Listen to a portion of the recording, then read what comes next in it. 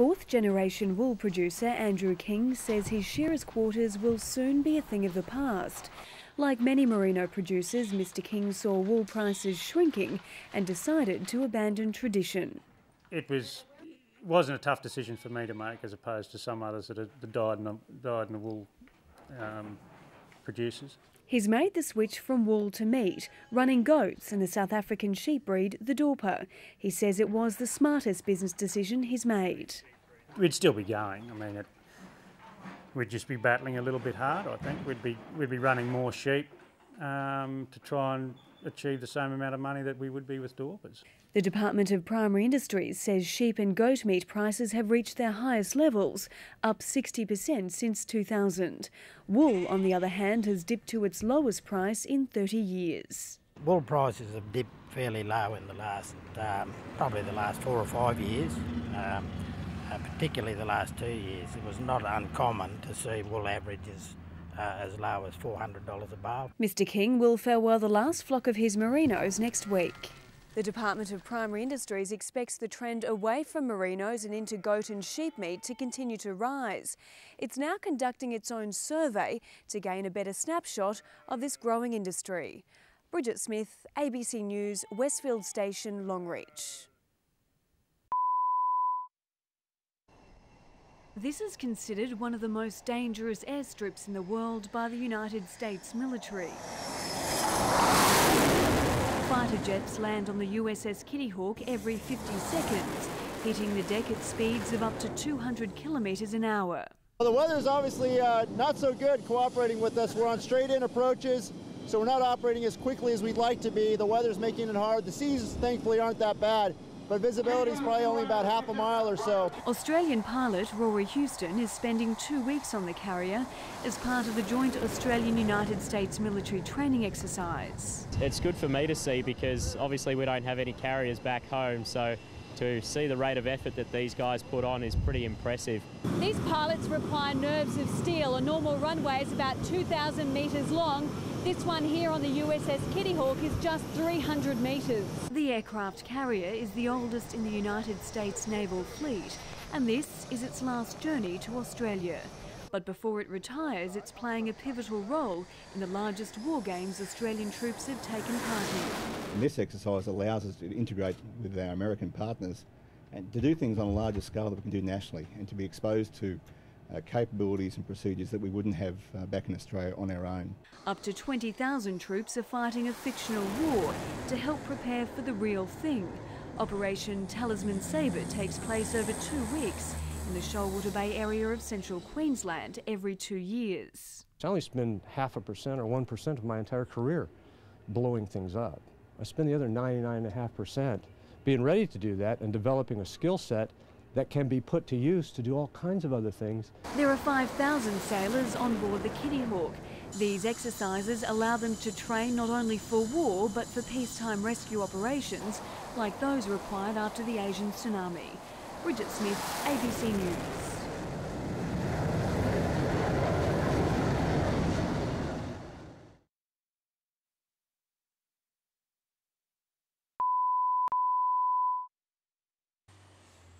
The coal mining boom may be providing $1.5 billion for the state government every year, but it also has a downside. Accommodation is so scarce in central Queensland, workers are paying up to $700 a week in rent, while others are forced to sleep in cars or in these makeshift camps. We've still got the problem with people who are camping probably in what you could say is illegal boarding houses. There's still hot bedding, lots of hot bedding going on around the place. We see dongas in yards now that doesn't fit none of these buildings fit the net to town planning schemes. A person will come into town thinking he's going to get a job, and he comes for the job interview and finds that there's nowhere to sleep. 8 state government directors general are visiting 5 coal mining communities to see what pressure the boom's having on infrastructure. Local councils want more land release to help ease the strain. Whose responsibility is it to build homes? Should the government come in and build a stack of homes only to have them empty in 4 or 5 years' time when there's a decline in the industry? government, mining companies that have that same attitude. It's that attitude that local member Jim Pearce wants to change, and he started by showing the state government's top decision makers how critical housing has become. It's about getting the real message through to the minister instead of it having interfered with through the departmental process. Adding to the accommodation crisis is the sale of one of Blackwater's caravan parks to developers.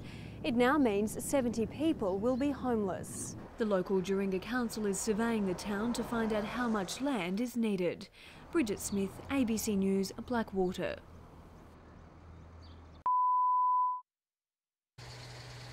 The humble chickpea has become one of the most valuable crops in central Queensland.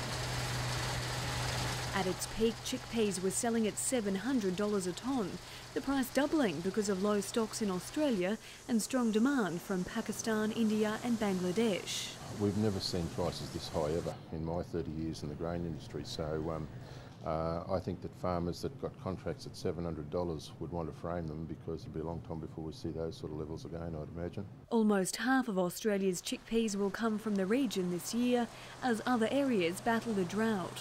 Very good crops around.